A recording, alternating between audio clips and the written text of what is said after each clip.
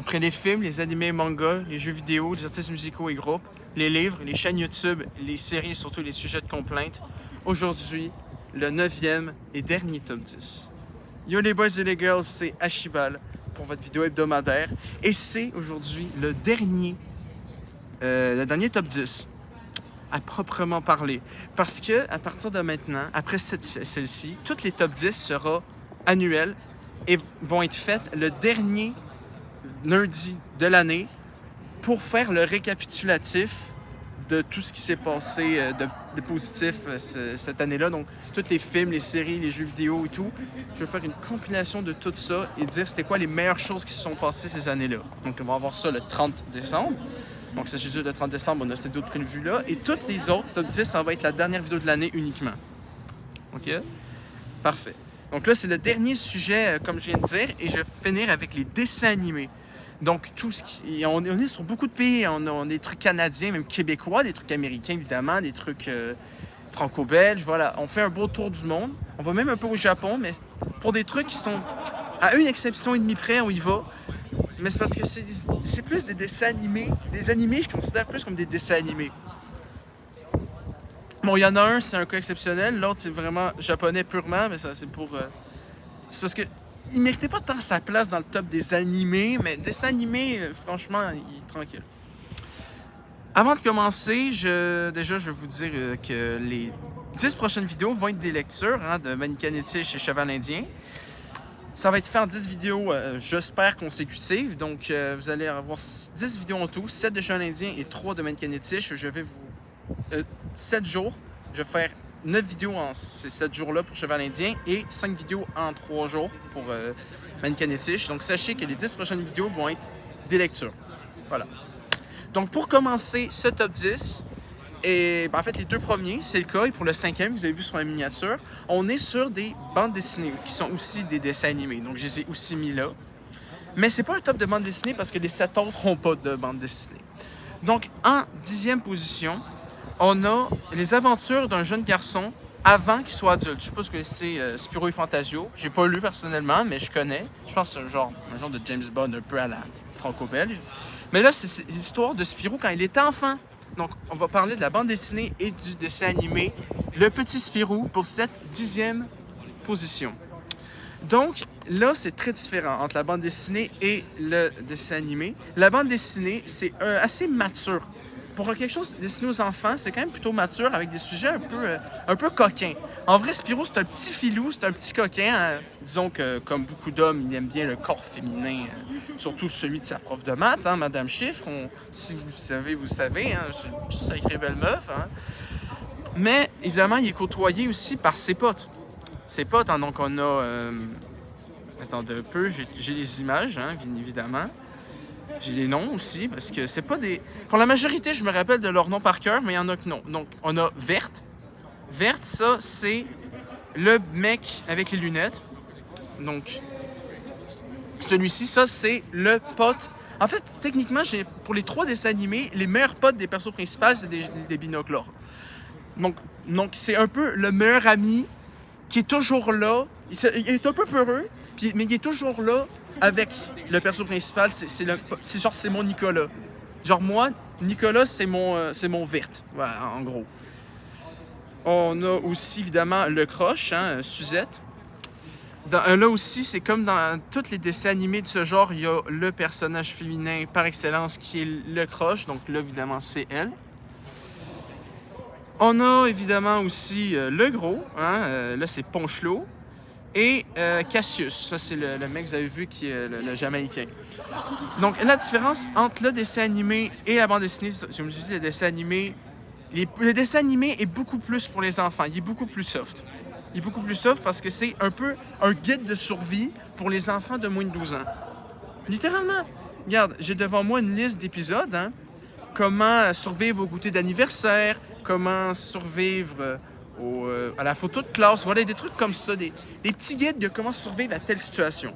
Donc, même si j'ai quand même une préférence pour la bande dessinée, parce qu'elle explore des thèmes un peu plus matures et destinés à un public plus centré, pas tant centré, parce que le dessin animé, c'est vraiment centré sur les mineurs, les gens, les enfants, techniquement, mais la bande dessinée est plus je dirais pas pour adultes, mais je dirais peut plaire à un plus large public. Mais je vais quand même noter Spirou dans mon top 10 des séries animées parce que juste ce dessin animé-là m'a fait connaître le riz au lait. Non, le pudding au riz. Le pudding au riz, et c'est devenu un dessert que j'aime beaucoup. Donc juste pour ça et le fait que j'aime beaucoup la bande dessinée, le dessin animé Spirou mérite cette 10e place. En 9e position, on reste sur les bandes dessinées adaptées en dessin animé. Et on est sur la même structure. Un mec, un jeune garçon d'environ 10 ans, avec un croche, son pote Pinochlore. Ah oui, et j'ai oublié aussi de mentionner dans Spirou le grand-père. Le grand-père qui te sort des trucs quand même. Là. Il sort des trucs pas pires. Mais dans ce dessin animé-là aussi, il y a un grand-père très présent et je parle de Cédric. Cédric, encore là, on est sur une série avec la même constitution. Donc, on a Cédric, le perso principal, 10 ans, un peu cancre sur les bords, un peu voyou. Voilà, un peu casse-cou. Avec son pote, Christian, hein, donc au milieu de Cédric, là, il y a Christian, qui est encore comme Verte, son meilleur pote, qui le suit dans toutes les aventures. Et sa croche, et franchement, c'est le croche à une époque, quand j'étais plus jeune et que j'écoutais ça, j'étais un peu en croche aussi sur elle, c'est Chen, donc la chinoise, hein. Et t'as le grand-père, qui lui, c'est une légende. Le grand-père, c'est un des meilleurs persos du truc. C'est tout simplement parce qu'il y a un running gag. À chaque fois qu'il parle de Chen, il dit « Oh, la vietnamienne, la japonaise, la coréenne. » Bon, c'est un peu raciste sur les bords, mais un grand-père comme ça, je l'aime beaucoup. J'aime beaucoup. De à dire charismatique, ça serait un peu abusé. Mais en vrai, Cédric et son grand-père et toute sa famille, ça suit une structure très classique d'un dessin animé. Et là, en vrai, le dessin animé et la bande dessinée sont quand même plutôt similaires. En vrai, pour être honnête, il y a juste Spirou qui est vraiment très différent. Parce que Cédric et l'autre sont très similaires d'un format à l'autre. Donc, je vous lire un petit résumé des descriptions. Ah, c'est fiche. Donc, Cédric Dupont est un jeune garçon de 8 ans, espiègle et pas très studieux, ayant souvent de mauvais résultats scolaires. Il voit sa vie basculer lorsqu'une nouvelle élève arrive à l'école. Elle est chinoise et s'appelle Chen. Cédric en tombe très vite amoureux. Il essaie à plusieurs reprises d'éclairer sa flamme, mais il n'y arrive jamais, car à chaque fois, il a un petit problème qui le fait s'arrêter sa déclaration. Il a un rival. Bon, le rival, je ne l'ai pas montré, mais oui, il y a un rival. Il y a un nom fucking long. Nicolas Dolinet des Charentes devant tout, dont la famille est très riche et dont il est le premier de classe. Donc, il y a aussi ses parents, donc son père, vendeur de tapis, et sa mère, femme au foyer, et le grand-père, qui est légendaire. Voilà. Et Christian, qui est toujours le boss, parce qu'il est toujours avec lui. Donc, ce que j'aime là-dedans, c'est que, déjà, le personnage principal est très charismatique. Bon, ça serait un peu abusé de dire qu'il y a beaucoup de charisme, hein? Mais voilà, il est charmant. Il y a un petit charme, lui et son pote, son crush, voilà, l'autre con, son rival de con, là, puis sa petite copine. Franchement, c'est cute. C'est cute, ça suit. En fait, sa structure, c'est des flashbacks. Tous les épisodes commencent la nuit, avant qu'il aille se coucher, et il raconte sa journée. Et c'est ça le principe, et j'aime beaucoup ce type de narration. Voilà, donc Cédric en 9e. En 8e, cette 8e position présuppose et en fait approuve le fait qu'il va y avoir une autre série du même créateur.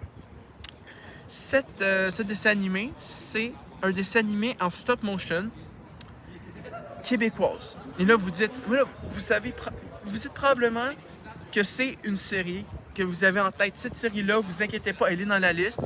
Mais en 8e position, ce n'est pas ce que vous pensez. Mais c'est fait aussi par Michel Baudet. C'est les aventures bizarres du professeur Zarbi, qui est la seconde série de Michel Baudet. Évidemment, je ne sais pas c'est quoi l'autre série, parce qu'on va en reparler. Donc, le professeur Zarbi, c'est un expert en occulte. Lui, son délire, c'est sauver l'humanité des forces occultes. Donc, ça peut être des sorcières, ça peut être des démons, des zombies, des trucs, des monstres qui contrôlent la pensée, des extraterrestres, beaucoup de choses. Et il met dans son histoire un ado, disons peut-être 14 ans, Benjamin. Et à chaque épisode, ou chaque 2 épisodes, ça suit différentes aventures du professeur Zarbi à travers leur combat, lui et Benjamin, de combats loufoques contre des monstres venus perturber la vie quotidienne de Montréal, hein, parce que ça se passe au Québec. Ce que j'aime beaucoup, c'est que c'est vraiment très différent de l'autre série de Michel Beaudet. Là, on se concentre plus sur 2 personnages, alors que l'autre série a plusieurs personnages. Bon, c'est sûr que suivre tout le temps les mêmes, ça peut paraître un petit peu redondant de temps à autre, mais en vrai, les différents types d'aventures, hein, on a même plus souvent des parodies de films d'horreur. Bon, moi, je suis pas trop les films d'horreur, mais en vrai, il y a une parodie de Décadence, une parodie de La Mouche, une parodie de beaucoup de choses. Et je suis sûr que si j'avais été fan de tout ce qui a rapport à l'horreur, j'aurais encore plus aimé ça. Mais vu que c'est créé par Michel Beaudet et qu'en vrai, la stop motion fonctionne très bien, les voix, l'humour en général est très loufoque, très décalé. Ben voilà, les aventures bizarres du professeur Zarbi se ramassent à la 8e position. C'est très mérité parce qu'en vrai, c'est vraiment très le fun. Vraiment, je vous le dis, si vous aimez l'autre série, vous allez aimer celle-ci. Suite à cela, on retourne à un dessin animé américain. Et techniquement, je ne suis pas le plus grand fan de tous les temps de ce qui est enclin aux super-héros. Bon, je dis ça, j'ai quand même regardé 21 films en rapport avec les Marvel et DC. Mais tu sais, moi, les trucs en mode Batman, Superman, Spider-Man, Iron Man, Hulk et toutes les autres, c'est pas trop mon dada. Mais évidemment, j'ai quelques exceptions, comme Aquaman, Suicide Squad, et tous ces trucs-là. Et ça a un rapport avec ça.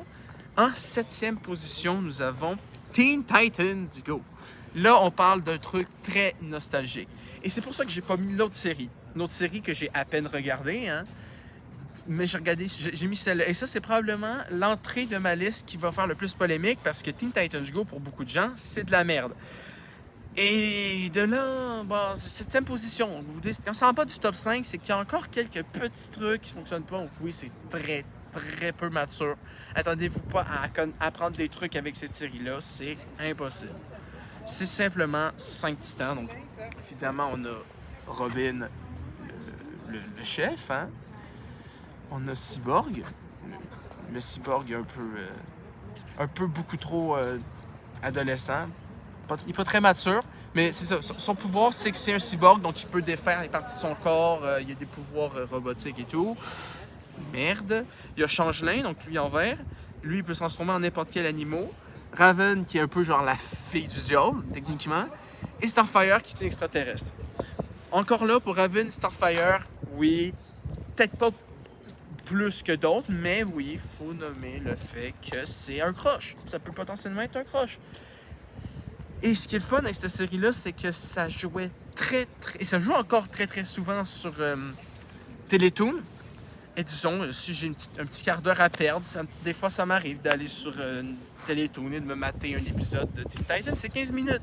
Et c'est des situations un peu... c'est ça, c'est très parodie de super-héros. Moi, c'est pas les super-héros que j'aime pas. C'est des trucs trop super-héros focus que j'aime pas.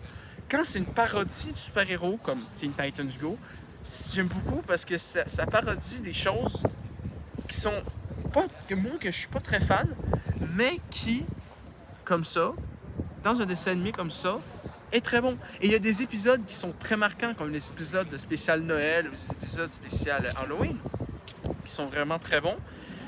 Mais il y a un épisode qui est l'épisode le plus légendaire. Je me souviens plus du nom, mais c'est l'épisode où t'as Raven qui crée le gang des jambes. Si vous vous souvenez de cet épisode-là, pour moi, c'est le meilleur épisode de tous. C'est un épisode où Raven pratique ses jambes pour qu'ils soient super fortes. Et t'as toutes les autres personnes qui se pratiquent jamais avec leurs jambes. Et c'est un peu drôle. Parce que ça réfère un peu à un truc de muscu. Beaucoup de gens qui font de la muscu, ils veulent juste pratiquer le haut du corps, les bras, les biceps, le chest, le six-pack, les épaules. Mais le leg day, ils n'aiment pas. Et là, c'est un épisode qui se fout de la gueule des gens qui n'aiment pas le leg day. Et c'est légendaire parce que déjà, on voit un peu de pied, donc ça, c'est déjà très bien. Mais surtout, on voit de belles cuisses. Là. Non, mais c'est légendaire parce que déjà, j'ai fait au moins 3-4 fois. Et voilà, mais je sais pas comment le décrire, mais vraiment, regardez-le, c'est 15 minutes. C'est 15 minutes de pur bonheur, cet épisode-là. Et si vous aimez pas les super-héros, c'est quelque chose qui parodie parfaitement le style. Donc franchement, allez-y sans problème. En 6e position, c'est l'adaptation en série d'un film que j'ai beaucoup aimé et qui fait littéralement partie de mon top 3, qui est top 2 des meilleurs films pour les fétiches des pieds. Je vais pas te demander réponse. Donc, en 6e, la série Réponse. Ça, c'est pas nostalgique parce que je l'ai regardé il y a à peine 2-3 mois.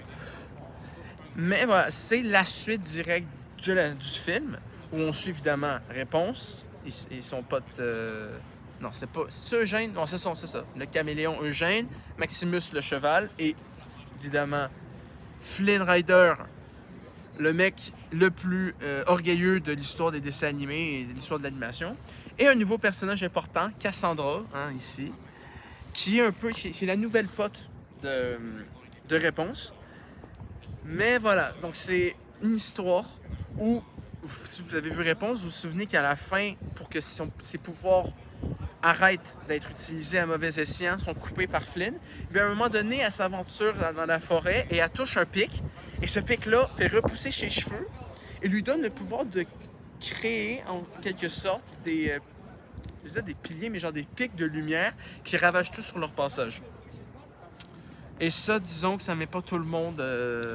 ça rend pas tout le monde très joyeux, surtout Cassandra, qui est un personnage très spécial, très unique, et c'est une méchante très, j'allais dire à double escient. Je dis n'importe quoi, oh mon Dieu! À double escient, ça veut tellement rien dire. À double face, c'est un méchant à double face, c'est un méchant avec des envies, pas des envies de conquête, mais des envies, genre des motifs. Voilà, des motifs de méchanceté qui sont totalement accurate. Donc, c'est un méchant très bien écrit. L'humour est très présent, l'aventure, il y a 3 saisons, je crois. C'est très dynamique, on a de l'action dans chaque épisode, on a des personnages hauts en couleur. Et évidemment, vu que c'est Réponse, on a un maximum de pieds. Et ça fait plaisir. Probablement, l'épisode préféré, c'est quand elle rencontre sa tante, qui est aussi comme elle, c'est-à-dire sans souliers. Il y a aussi un épisode où il y a je pense que c'est un mec qui manque une jambe. Il est dans le film, mais il n'est pas très important. Il y a des personnages dans la série qui sont très peu importants dans le film, mais qui sont très importants dans la série, comme ce perso-là. Bon, pas le mime, mais il y a un ou deux personnages masculins, tu sais, quand ils sont à la taverne, je peux vous souvenir de la taverne, ben ils sont très importants dans la... Enfin, très importants. Ils sont rien plus importants là-dedans que... C'est bon, je pense qu'on a compris qu'il est important. Mais voilà, donc, il y a des pieds, il y a de l'aventure, il y a des retournements de situation, il y a de l'humour, il y a de l'action, il y a tout. La série Réponse, c'est un banger parce que ça explore l'univers de Réponse plus en profondeur que le film. Le film est excellent, mais la série, je pense qu'elle est encore mieux. En 5e, vous l'avez vu sur la miniature et je vous en ai déjà parlé.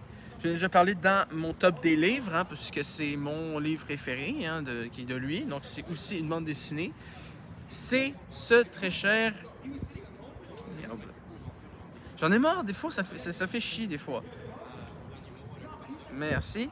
Titeuf. Titeuf, c'est légendaire. En 5e position, Titeuf, c'est légendaire. Encore là, on suit la même structure. On a Hugo, le pot de gros. On a Manu, le binoclore. Nadia, ça, c'est le symbole. Putain, elle a juste 12 ans. Faut que je me calme le cul.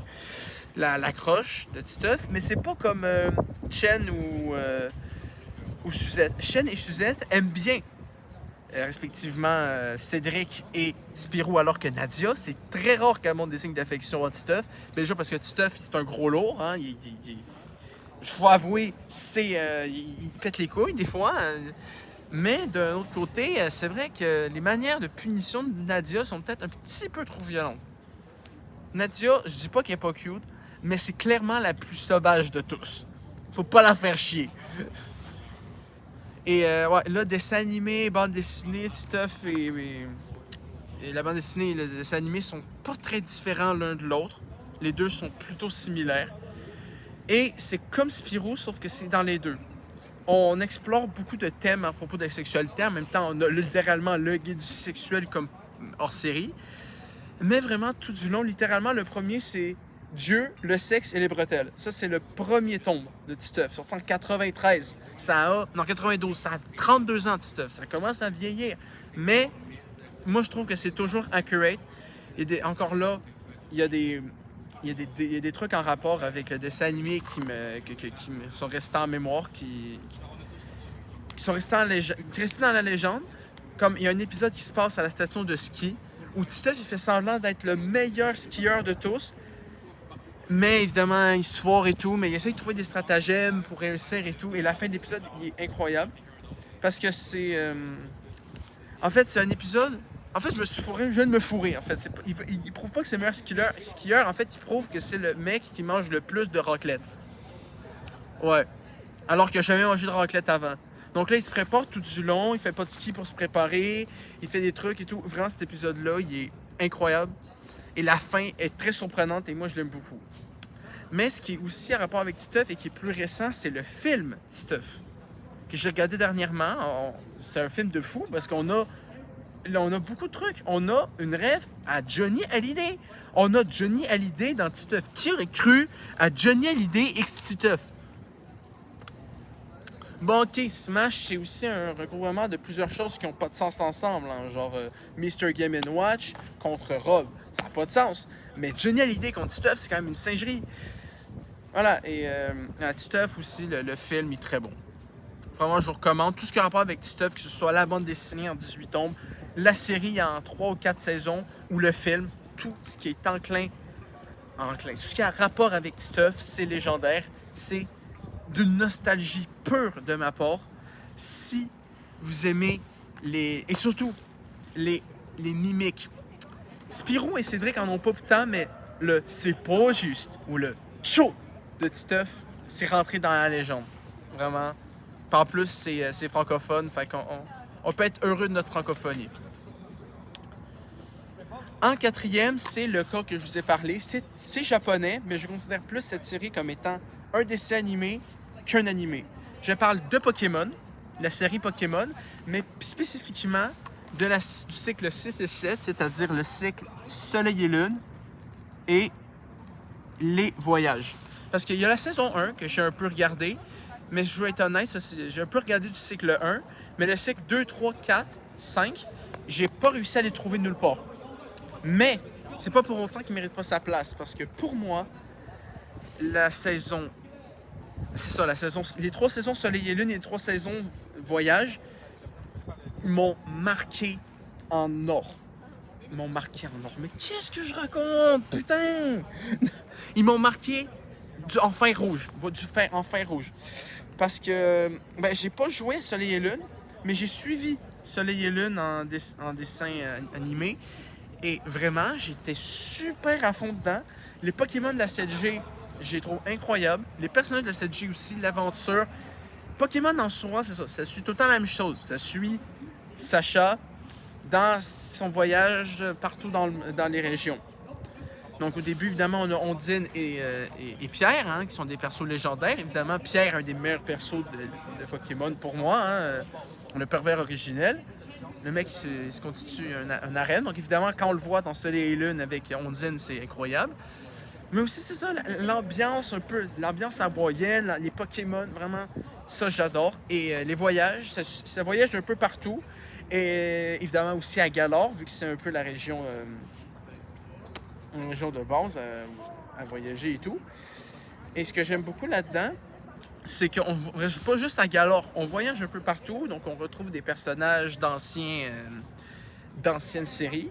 Bon, moi je les ai pas regardés, mais tu sais, je les connais parce que je regarde beaucoup de vidéos à propos des trucs Pokémon, surtout les jeux vidéo. Donc comme Pokémon Trash, hein, ou Sneeze. Donc j'ai beaucoup de connaissances Pokémon, même si j'ai pas joué à beaucoup de jeux, mais franchement les séries. Pokémon Soleil et Lune, pour moi, c'est de la pure nostalgie.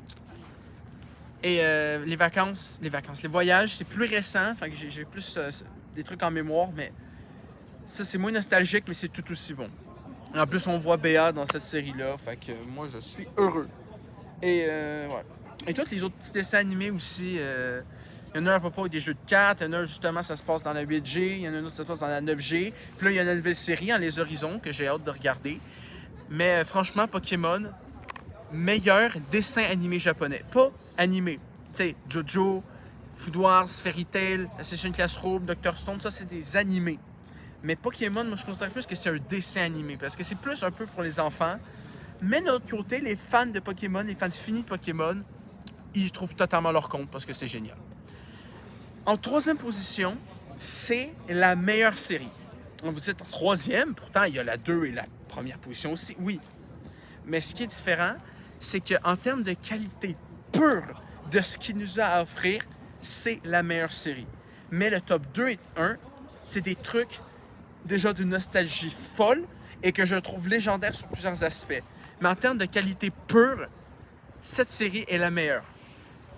C'est mon deuxième film préféré et ma troisième série préférée. Scott Pilgrim prend son envol, qui est un spin-off, évidemment un spin-off de Scott Pilgrim, et j'adore le fait que Scott Pilgrim est sorti en 2010, mais moi j'ai juste regardé en 2022, et le dessin animé est sorti près en même temps. Quand j'ai vu le film, j'ai regardé la série 10 jours après, alors qu'il y a des gens qui ont attendu des douzaines d'années pour regarder ça, ben moi non, parce que je suis un connard. Ça raconte quoi, Scott Pilgrim prend son envol? Ça raconte... En fait, c'est un what if. Scott Pilgrim, le film, c'est Scott Pilgrim qui bat les 7 ex de Ramona Flowers pour pouvoir être avec Ramona. Là, ce qui est très drôle, c'est que la rencontre se passe identique, sauf qu'au lieu de battre le premier ex, il se fait battre par le premier ex. Et donc, il meurt. Scott Pilgrim, il meurt, il prend son envol. Donc, il va au paradis. Mais... évidemment, ça bouleverse toute la vie de Ramona déjà et des ex maléfiques parce qu'il n'était pas censé crever aussi vite. T'sais, il était censé peut-être crever au dernier, mais là, il crève dès le début. Donc, tu as Ramona qui essaye de trouver une solution pour retrouver Scott Pilgrim, le sortir de l'enfer, enfin du paradis, de le refaire revivre, et ce, grâce à l'aide des 7 ex. Et ce qui est très le fun, c'est que dans le film, les 7 ex sont purement maléfiques. On les connaît pas, c'est juste des gens qui font chier Scott Pilgrim pour pas qu'ils soient avec Ramona. Mais là, on voit un autre aspect de ces mêmes personnages-là. Parce que là, c'est pas des simples méchants, ils ont une nuance dans leur personnalité. Ils sont toujours les mêmes au fond, hein? Ils n'ont pas tant changé que ça. Mais, peu importe quel perso, voilà, donc on les a tous. On a les potes de Scott Pilgrim, on a les 7 ex, on a Ramona. En vrai, ça s'appelle Scott Pilgrim, mais Scott Pilgrim, on le voit pas tant. Je pense que c'est 10 épisodes. Ou c'est entre 8 et 10 épisodes. Et on le voit peut-être 2 ou 3 épisodes, hein, peut-être les 2-3 premiers puis les 2-3 derniers. Parce qu'en vrai, le but, c'est Ramona, l'héroïne de cette série-là. C'est elle qui essaie de sauver Scott Pilgrim à l'aide de ses ex, des potes de Scott et tout, de son entourage. Et j'aime beaucoup la nuance, j'aime beaucoup que ce soit un what if et non juste un remake en dessin animé. Et c'est lui, la série qui est à moitié japonaise parce que c'est fait par le studio Bones. Donc, il a fait, moi, je connais Bones pour Kill la Kill. Mais c'est fait, des doublages sont faits par les acteurs principaux. Donc, Michael Cera, Jason Schwartzman, Mary-Elizabeth Winstead, Aubrey Plaza. Donc, les voix, c'est les voix des acteurs. Mais c'est animé c'est japonais, canadien et américain. Donc, c'est vraiment 3 trucs. Et ça offre une qualité visuelle époustouflante, une histoire qui sort de l'ordinaire, qui sort surtout de l'ordinaire du film. Et franchement, Scott Pilgrim Takes Off, c'est goated. C'est purement goated. En deuxième position, je vous l'ai promis, il y avait Zarbi. Donc, évidemment qu'il y avait... Merde. Cette autre série qui est, oui, mon top 2 en termes de série. Et c'est une série québécoise. Je parle des Têtes à claques. Les Têtes à claques, c'est légendaire. C'est probablement l'un des médias québécois les plus connus à l'international. Il y a une version américaine, enfin une version anglaise et une version espagnole. Où je pourrais pratiquer mon espagnol grâce aux Têtes à claques. C'est incroyable. Têtes à claques, ce qui est beaucoup meilleur, ce qui est bien mieux dans Têtes à claques que dans Zarbi, même si Zarbi c'est très bon, c'est la diversité des personnages. C'est une dinguerie le nombre de personnages qu'on a tête à claque. Il y a Uncle Tom, le commercial qui essaye de te faire vendre les pires merdes. Il y a Raoul, qui est pour moi le meilleur personnage, le cruiser originel, avec Cecil Darling et Johnny Boy. T'as les pilotes, Vol d'ici 132. T'as Natacha, la cave avec des gros seins. Monique et Lucien, le couple le plus connu de l'histoire du Québec. Les Papoutes, avec l'épisode Les Papoutes, hein, le double épisode Les Papoutes qui fait partie des meilleurs. Et il y a Samuel et Gabriel, les deux gossants, les fameuses Pop-Tarts, c'est eux autres. Évidemment, plein d'autres, hein, mais bon, sont moins connus, mais ça, c'est les principales. Et ce qui est le fun, c'est que les Têtes à claque, on a deux types d'épisodes. On a les épisodes courts, de à peu près entre 3 et 6 minutes, et les épisodes longs. Et les épisodes-là, il y en a au moins la moitié qui m'ont ultra marqué. L'épisode des zombies, l'épisode du harem de Raoul, mon meilleur épisode. L'épisode du Noël brun qui se passe à Saint-Basile-le-Grand. Il faut noter qu'il y a un épisode de Tête à claque qui se passe chez moi. C'est légendaire. Le Père Noël est chez nous. C'est légendaire. Il y a Opération Raoul, il y a la diète, il y a le procès, il y a le chacal. Oh mon Dieu, je pourrais quasiment tous vous les nommer tellement tous les épisodes longs des Têtes à claque sont légendaires. Et la méthode, comment les Têtes à claque sont faits, c'est de la pâte à modeler avec la gueule de Michel Baudet. Les meufs, les enfants, les mecs, les animaux, les extraterrestres, les robots, tout le monde dans Tête à claque, c'est Michel Baudet et c'est légendaire à quel point ce mec, c'est le mec le plus autodidacte. Tout de Tête à claque, c'est lui. C'est comme Undertale. Tout d'Undertale, c'est Toby Fox. Tout de Tête à claque, c'est Michel Baudet. Et c'est trop goated. Ça a zéro vieilli. Ça date de... Ça va faire 20 ans que ça existe l'année prochaine. Et même bon, les premiers épisodes sont un peu moches, mais ils ont leur charme. Ils ont leur charme de trucs un peu moches, qui font un peu peur et tout. Moi, j'aime beaucoup. Les épisodes vieux, genre Super Bowl, ou les grenouilles, ou juste tous les trucs en rapport avec Raoul. Raoul, meilleur personnage de tous. J'adore. Si vous êtes Team Raoul, mettez-le en commentaire. Bon, là, il me reste juste une série. Mais avant, je vais vous parler de deux sitcoms. C'est pas des dessins animés, mais deux sitcoms qui m'ont beaucoup marqué dans mon enfance. Déjà, en premier lieu, on a une série qui m'a fait connaître une actrice qui est très, très connue actuellement, mais qui, avant sa série Netflix, était zéro connue. Vous connaissez Mercredi, donc vous connaissez Jenny Ortega. Ben moi, je connaissais Jenny Ortega pour Stuck in the Middle, ou en français, Harley, le cadet de mes soucis, qui est les aventures d'Harley, qui est la 4e enfant d'un groupe de 7. Donc, elle a... Merde, j'ai plus mon truc. Bon, j'ai essayé de m'en souvenir. Donc, il y a Chloé, ça c'est la plus jeune. C'est un peu la casse-couille de service. Bon, regarde, non. C'est quoi, je vais aller les checker parce que là aussi, c'est un peu difficile à tous se rappeler, les personnages de Harley. Bon, déjà, t'as Harley, hein, qui est le perso principal, qui est genre l'inventrice en chef, hein, la plus imaginative de tous. T'as Daphné, hein, qui a beaucoup des poupées, qui est un peu la peste, la petite peste, qui est dans la pète-couille. T'as Louis et Beast, hein, les deux frères jumeaux qui sont nés à 5 minutes d'intervalle. Les autres, c'est les tannants. Les petits casse-couilles qui font un peu tout et n'importe quoi. Hein, faire des choses idiotes, hein, des choses un peu... comment dire? Des choses casse-cou. Voilà, des trucs... Imaginez des mini jackass. C'est à peu près ça. Après, il y a Ethan, hein, qui personnellement est mon personnage préféré avec Harley, évidemment, qui est probablement le personnage qui est le plus proche d'Harley, hein, qui est le personnage le troisième plus vieux. Donc lui, il aime beaucoup le rock, il est très complice avec Harley. Et bon, il est aussi avec ses petits frères, évidemment. C'est un peu le modèle des deux petits frères. Il y a aussi Georgie, qui est la deuxième plus vieille. Elle, c'est la sportive du groupe. Hein, voilà. qui aime beaucoup le sport. Et t'as Rachel, qui est un peu l'adolescente cliché. Ah, bordel. Je sais pas qu'est-ce qui arrive, je sais pas qui est en train de crever, mais ça me dérange un peu. Là, le mec, il y a des gens qui meurent. Hostie, gosse les gens qui meurent. Bon, et t'as Rachel, qui est la fille cliché, l'adolescente par excellence, en celle qui aime le shopping, les trucs roses, la mode. Ah! Et voilà. Puis t'as les deux parents qui sont aussi beaucoup présents. Donc, il y a Suzy et Tom Diaz. J'aime beaucoup, c'est ça, la créativité des personnages. À chaque fois, il y a des dingueries qui se passent. Mais la meilleure série, la meilleure sitcom pour moi, c'est Jessie. Jessie, c'est une dinguerie. Moi, c'est clairement une de mes séries préférées.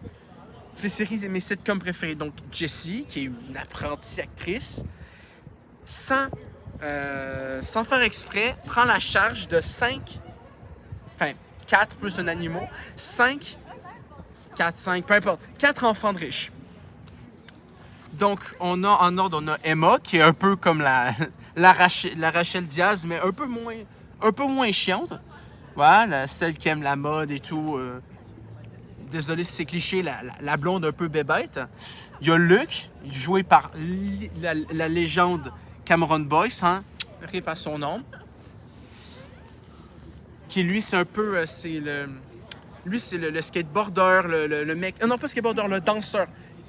Cameron Boyce, c'est une légende de la danse, aussi, comme dans Descendants. Et c'est aussi le cruiser. À chaque fois, il essaie de cruiser Jessie. Moi, je trouvais ça hyper marrant. T'as Ravi avec Madame Kipling. Donc, lui, il est indien. Et donc, il y a un dragon de Komodo. Et moi, j'adore le fait qu'il y ait évidemment un dragon de Komodo dans un appartement. Et t'as Zari, qui est un peu... Bon, je dirais pas... C'est moins la petite peste que Chloé. Mais quand même, elle parle assez peu, là. Je crois que c'est la plus jeune. Non, elle a peut-être 14 ans. Lui 13. Lui, peut-être 10. Et elle, peut-être 8 à peu près. Et t'as Bertrand aussi, le majordome. Un personnage ultra cynique qui est ultra drôle. Parce que sa personnalité est très différente de l'ambiance générale de la série. C'est vraiment un mec cynique, un peu qui... Je dirais pas qu'il déteste la vie. Mais voilà, il y a un petit humour un peu noir, mais... ce petit discret, moi, j'aime beaucoup. Et voilà, donc on suit cette famille-là dans toutes leurs épopées. Et moi, ce que j'aime beaucoup, c'est que chaque personnage a vraiment des épisodes très différents. Donc, on a vraiment des duos très différents. Que ce soit Emma Luke, Emma Zari, Emma... c'est Zuri, pas Zari. Voilà, tous les duos ensemble fonctionnent, ils ont une dynamique. Ça, c'est 5 saisons, il y a beaucoup d'épisodes. Je pense qu'ils jouent encore sur Disney Channel.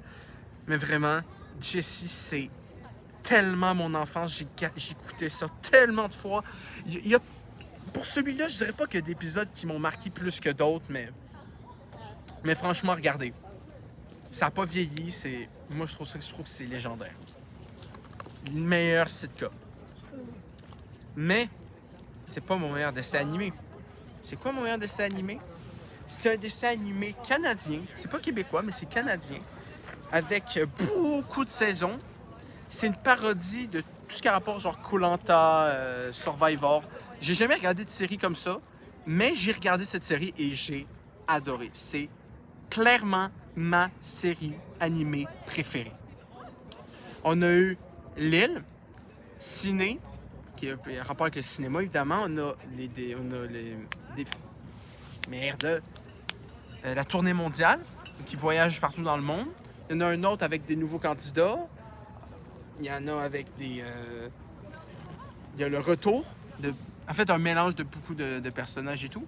Bon, arrêtez de faire le suspense. Pour moi, la meilleure série animée de tous, c'est Défi Extrême. Défi Extrême. J'ai tellement de choses à dire sur Défi Extrême. J'adore. Voilà, fin de vidéo. Non, mais c'est grâce à Défi Extrême que j'ai une préférence pour les gothiques. Grâce, évidemment, à Joël. Pour moi, tous les personnages de Défi Extrême sont légendaires à leur niveau. Il y a Hugo, le cancre. Il y a Audrey, comment je pourrais dire, l'avocate un peu stoïque. Gontran, le gros porc. Et ça, c'est juste la saison 1, hein, parce qu'il y a toutes les autres saisons. Il y a la saison, comme j'ai dit, la saison qui se passe au ciné, il y a la saison qui voyage partout dans le monde, il y a la saison avec des... En vrai, les saisons avec des nouveaux candidats, c'est pas les meilleurs. Genre, la première fois qu'ils changent, ça va, mais après, bon, disons, il y a des saisons qui sont moins bonnes que d'autres, mais franchement, il y en a qui sont... Et c'est tellement ancré en moi. L'île des défis extrêmes, la première saison est iconique. Tout le monde qui aime Défis extrêmes a la saison 1 en saison préférée et c'est complètement compréhensible. Tous les personnages sont ultra marquants, ils sont rentrés dans la légende. Louis Mercier, animateur crazy, hein, le chef avec ses plats de merde. Mais très franchement, même si la saison 1 reste la plus goated de tous avec plein de moments ultra marquants, la saison All-Star avec des candidats de cette saison-là et de la saison 4, je crois, c'est une saison que je surkiffe par-dessus tout déjà parce que je l'ai regardée en version québécoise. Et c'est souvent ça. Défis extrêmes, je les ai regardés en version française québécoise. Et les doublages sont magiques. Ils sont incroyables parce qu'ils utilisent vraiment des vrais... Je trouve que l'utilisation n'est pas abusée de termes québécois. Parce que souvent, des films comme, je sais pas, Vagabond ou Eau violente nue utilisent à outrance des sacres québécois. Et ça fonctionne très bien, c'est très drôle. Mais Défis extrêmes utilise parfaitement l'accent et le langage québécois. Et ça fonctionne parfaitement. Surtout que dans la dernière saison, j'ai regardé il y a très peu de temps, il y a 2 hockeyeurs québécois. Et c'est très drôle. Parce qu'ils ont l'accent québécois, mais tout le monde l'ont. Mais encore plus eux, parce que c'est littéralement des Québécois dans la série. Et c'est légendaire. Pour moi, je sais peut-être un peu trop de mots dans ce genre-là, mais vraiment, je vous recommande Défis extrêmes. Toutes les saisons sont goated. Mais principalement, je vous dirais de regarder la première. Non, en vrai, non. En vrai, non. En vrai, je vous recommande de tout regarder. Ils ont toutes leurs spécificités. Il y a l'histoire avec Ézéchiel qui se transforme en un genre de Gollum. Il y a celui avec Alejandro qui apparaît dans la saison 3, qui dans la saison 4 est un robot. Il y a Michael qui a plusieurs personnalités. Vraiment, c'est... Ça et les têtes à claques font partie des choses qui m'ont le plus marqué dans toute mon enfance. Et même maintenant, franchement, je suis sûr que je me remettrais tout Défi extrême ou tout est à claque. Je serais encore en pur kiff, même si j'ai regardé ça au moins 2-3 fois chaque saison. C'est bon? On en a fini. Défi extrême clôt officiellement la fin des top 10 comme vous les connaissez. Le prochain top 10 sera le 30 décembre pour les meilleures choses de 2024 et après il y aura les meilleures choses de 2025, 26, 27, etc. Donc les top 10 avec des thèmes comme ceux-ci, c'est maintenant terminé. J'espère que vous avez aimé ces 9 épisodes-là. Pour moi, ça a été un pur plaisir de vous montrer ça. J'espère que vous avez aimé apprécier les top 10 comme vous les connaissez maintenant. Parce que maintenant, c'est terminé. Je suis un peu nostalgique alors que je viens de finir, mais voilà. Merci d'avoir suivi cette vidéo. Un j'aime, commentaire, peu importe. Le but, c'est 100 abonnés avant la fin de l'année. On est rendu à 71, c'est déjà très bien. Et franchement, continuez comme ça. La vie est belle. Et à la semaine prochaine pour 10 vidéos consécutives de lecture. Je vais continuer à vous lire et ça va être magique.